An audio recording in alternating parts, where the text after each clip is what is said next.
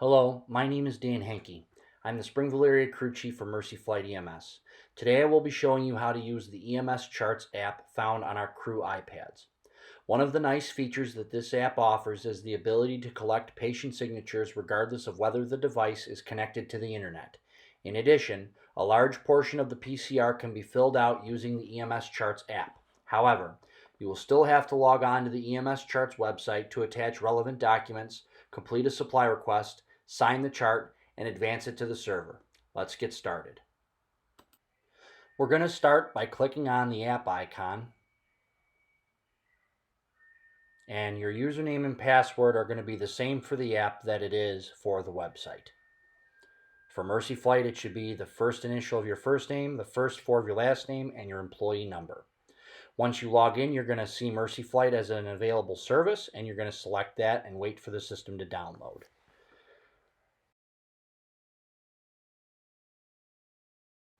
This is the home screen that's popped up, and this screen is the equivalent to the crew information screen that you see on the side of the home page of the emsCharts website. You can select your unit. In this example, we're going to be Gen 5. Your base. Your staffing level, and remember, ambulances are either ALS or BLS depending on the level of care. Don't worry about the shift window, we don't utilize that feature, and the crew members can be entered on the side. A few other tabs we can go through. There's the dispatch tab. This is where all calls generated by the CAD system are available. Now bear in mind, we've stated before that we do not want you guys to import CAD data until after the call is complete. So this page should only be used if you happen to be generating a call after you've arrived at the hospital. If you had any charts that were in process but not sent to the cloud from earlier in the day, they would appear under the Patient Records tab. Our next tab is labeled Support. This is used if you're having technical difficulties and are requested to export your user data to the emsCharts servers for diagnostic testing. If you're asked to do this, you simply click Export All User Data and it will take care of the rest. Now that we've reviewed all the tabs, let's start a new PCR. In the upper right hand corner there's a plus button. Click that and a new chart is generated for you. This first page is your page 1 equivalent. It has all of your crew and your unit information. Of note, you need to pay attention to the tail/registration number, which we're selecting now as Ambulance 68. In order to sync a PCR from this app to the internet, you have to have your base, unit, and tail registration number filled out. Once those three items are completed, the PCR can be sent to the server. These other tabs are pretty similar to what's available on page 1 on the website. Again, feel free to fill out as much or as little of this information as you would like. Again, to reiterate, the only required fields to be filled out to send a PCR to the server are base, unit tail registration number, and unit designation, be it Gen 1 through 5, Springville 1, Springville 2, etc. Next, we're going to fill out the patient information. If you have internet connectivity, you can search our database just as you would on the website to see if somebody's been taken care of by us before. I'm using myself as an example, and from other training charts, I am in the system. I type my last name in, click search, highlight my name, and click import patient information, and that will bring my information into the chart. Again, this is very, very similar to what you would find on the website.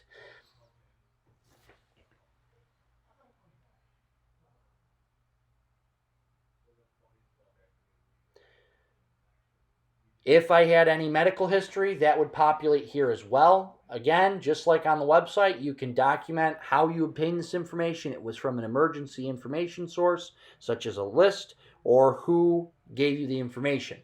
Now, if you want to add any medical conditions, you can either scroll the extensive list like I'm doing right now, or you can search for whatever item you're looking for. When you found what you're looking for, you press the plus button. As you can see right now, I'm searching with the search box to narrow my results. Once I found what I'm looking for, I push the plus button.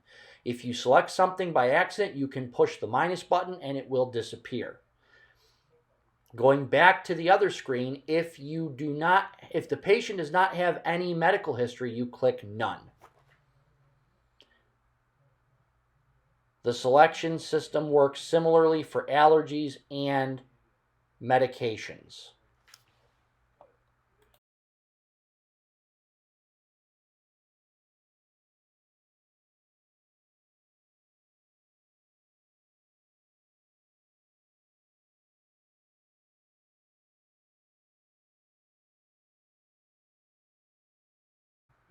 Again, billing information is just like medical history. If you're selecting a pre-populated person and they had billing information inserted in the past, it would be listed on this page as well.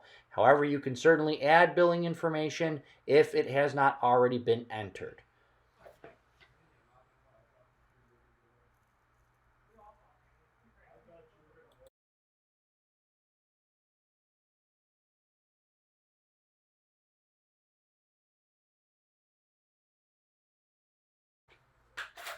And just like on the emsCharts website, the CMS payment information can be entered as well.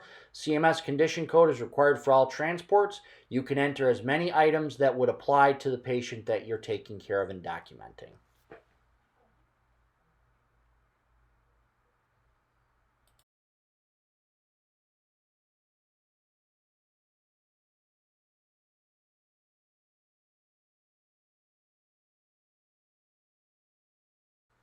The next tab is Chief Complaint History Present Illness. This is about as close to page 2 on the website as you can get. Again, this is all pretty self-explanatory. You have a field for Chief Complaint. You can highlight that you completed an ALS assessment if you're an ALS provider for a suspected illness. There's a place to document your history of present illness. Of note, other complaint, where you see the new button, that's where you would document a secondary complaint. So say I was complaining of chest pain and abdominal pain. The abdominal pain is the secondary complaint. I would list that here. As always, you have to list a duration and click Save.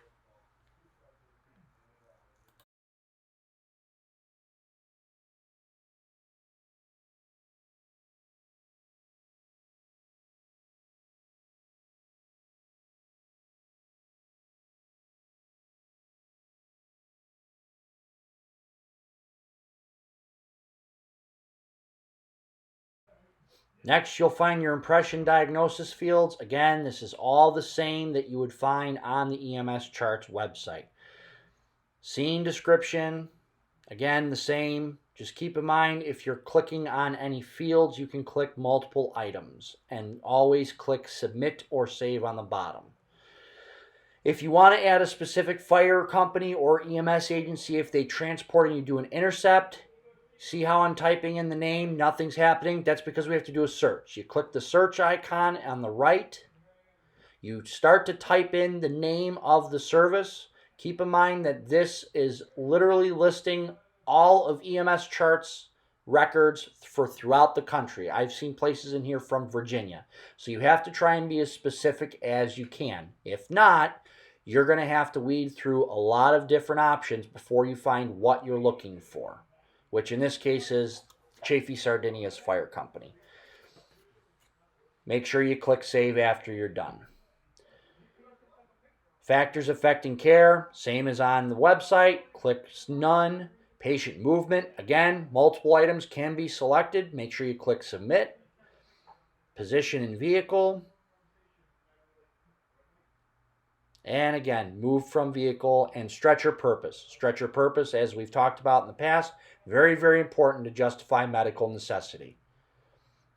Now keep in mind, I know the camera view keeps obscuring the page with the keyboard. If you have a built-in keyboard, you won't be seeing that. That's only pops up if you're using it as a touchscreen. Unfortunately, with my personal iPad that I used to create this video, I don't have a built-in keyboard. I have to use the touchscreen.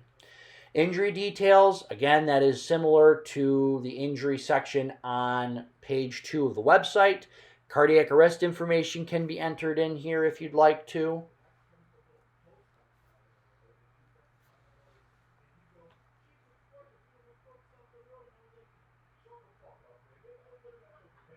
Motor vehicle incident information can be entered. Again, I always tell people ignore the automated collision notification. It's got a lot of issues, injury details, and any exposures if any of our crew members were exposed to anything. Next page is neuro/airway. Again, this is the same as page 3 on the website. Of note, under mental on this page, oriented to event is not an available option. I'm not sure why, it just isn't. Scores, again, you can fill out your GCS. Pupils, like I've talked about in the past, if it's a medical patient and you didn't check the pupils, make sure to blank it out. Any field like this that's auto-filled, if you scroll to the top, there's a blank section you can click that will empty that menu.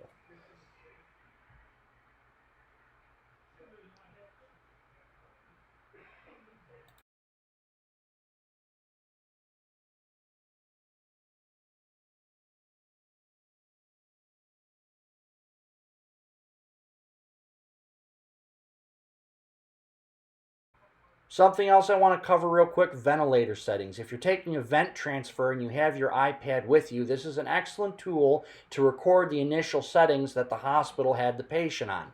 You don't have to worry about remembering it for later on. The cardiovascular and the respiratory pages are, again, very similar to what is offered on page 3 and 4 on the emsCharts website.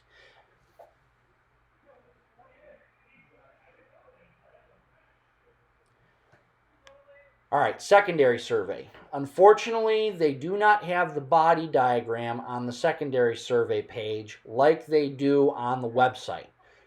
My personal preference is to fill out the secondary survey on the website utilizing page 5 and the body diagram. However, you can do it on this app. You click on whatever body area you're looking to edit and you can mark things present or not present, just like you can on the website. Just as also with the website, when you're done, make sure you scroll down to the bottom and click submit. Otherwise, the information is not saved. You can also add and assess time and date as well if you complete multiple assessments during your transport. One of the other nice things about the app is it helps you calculate burn percentage totals. Now, if you're a really smart person and you know the percentages yourself, you can just add them in. You can also utilize the rule of nines. You click on rule of nines, click the acknowledgement, and you can start marking what you're observing when it comes to burns. There's an anterior and a posterior field there. Next tab is an additional information tab. And then finally, you're going to see a burns total. This takes the information that you've entered previously and it gives you the percentages from there. Also, for facility transfers, this is a place where you can mark any drains and tubes that the patient may have. Next tab is the activity log. This would be used to manually enter vital signs in if you're editing the chart as the call goes. For you ALS providers, you shouldn't have to use this much because we upload our monitor information and that auto-generates our vital fields for us. There's basic vitals and advanced vitals. If you wanted to add a procedure such as starting an IV, doing a 12 lead, this is the area that you would do that as well. The next tab is the signature field. Custom signatures are your abnormal signatures, your patient refusals, your ABN form, your no fault form. All those are listed right there. Now you click on whichever signature you were trying to get, so in this case a refusal, and it automatically brings you to the window where you would have the patient sign.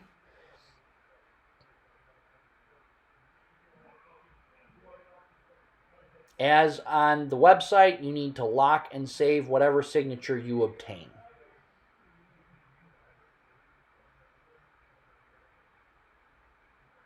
If you make a mistake and you need to delete your signature, just click delete.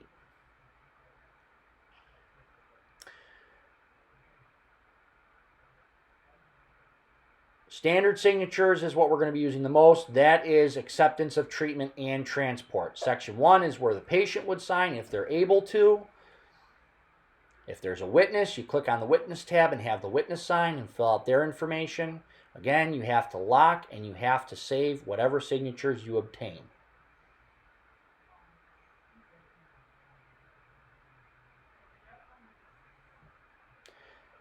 If the patient cannot sign but an authorized representative is available, you'd fill out this information here. As you can see, there's a section where you'd select what type of representative is there, whether it's a power of attorney or a representative that furnishes services. Section 3, again, just like on the website and just like on paper, you have to fill out the reason the patient can't sign. You get your crew signature, your receiving facility signature, and then down below you select whatever crew member signed, usually it's yourself, and then you'd print the name and the title of whoever signed on behalf of the facility.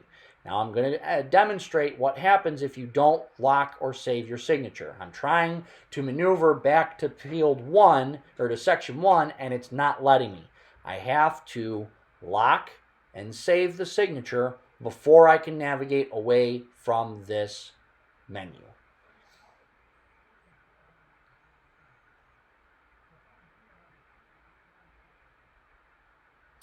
Narrative section is just like for the website. If you want to fill out a narrative, this is where you can do so. Shifting to the upper middle section, if you want to manually enter your times, you're more than welcome to do so. Again, we highly discourage any editing of times or dispatch information until after the call has been completed to minimize any errors in regards to mileage. Vitals, again, that's the same as the activity log tab on the other side. Quick actions, this is something to note if you're in the middle of your transport and you want to document what time you do something, you can do it from quick actions. So I just documented that I started an IV. Now I'm going to document that I gave a patient nitroglycerin. Again, every time I'm clicking one of these things, it's recording another vitals section on page 8. And if you go over to the activity log, there are the 2 sections that it populated on my behalf. Don't worry about the attachments tab. Again, we don't want you taking pictures of attachments. Those have to be scanned and PDF'd on the website with an actual printer. The no symbol is to delete the patient from the chart. You generally don't want to do that. The cloud with the arrow symbol does a partial upload of your chart to the web, but keeps the chart here. I generally frown upon people using that. I'd rather you keep the chart on the tablet until you're ready to upload and delete, which we're going to show you how to do next. So you click that home button in the upper right-hand corner and it brings you to the patient records page. Quick side note, that lock symbol in the upper right-hand corner is what you would use to lock the tablet if you're going to be away from it. Once it's locked, you have to put your password back in or you have to completely close out the program and start over. Your partner can't use it. That silhouette button in the upper right is what you would use to log out of the tablet program when you're done. So once you're ready to upload, you click the call that you're looking to upload, and as long as the required information that we discussed earlier is inputted, you will be able to upload the chart to the cloud and it will delete itself off of the tablet. And that green success means it worked. If something was wrong, if you were missing some information, that success will be replaced with a red failure sign and it would tell you what you did wrong. All right, now it's time to get to the meat and potatoes. The best part about this program is that you're able to get signatures without a cell service. And to demonstrate that, I'm turning off my Wi-Fi right now and my cell phone signal. So this tablet is not connected to the internet. I'm opening the program back up and I'm going to log in the way that I logged in before, your username and your password.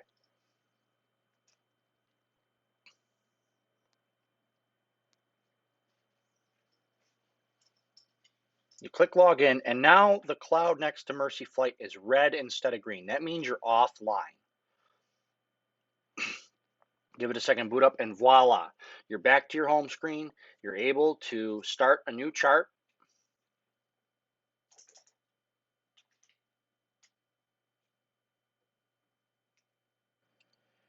I'm going to make sure that my required fields, my base, my unit, and my tail/registration number are filled in. So we're ambulance 68. And now we can navigate down to the signatures tab and we can capture whatever signature we need. whether it's section 1, 2, 3, if you need to do a refusal, whatever. I get the signature, I lock it, I save it. One of the most common frustrations shared to me by crews is that it's difficult to try and obtain an electronic signature because you need cell service. Well, that problem is now solved. So there's really no excuse as to why you're not able to get a signature on these calls. I mean, I was literally able, from the moment I opened my tablet up, to getting to the signature field was less than 90 seconds. So in 90 seconds with my tablet in hand, regardless of internet service, I was able to be to the point where I could electronically obtain a signature. And that's huge. And as I'm going to demonstrate now, once your signature is secure and you've saved it,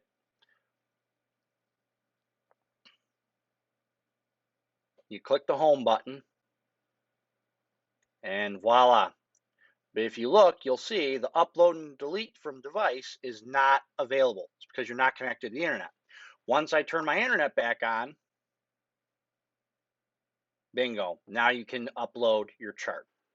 One thing I do need to mention is that in order for functionality to work without internet connection, you have to have logged in at the beginning of your shift and downloaded your service information. You can't open the iPad up first thing in the morning without internet service and expect to be able to log in and access the page.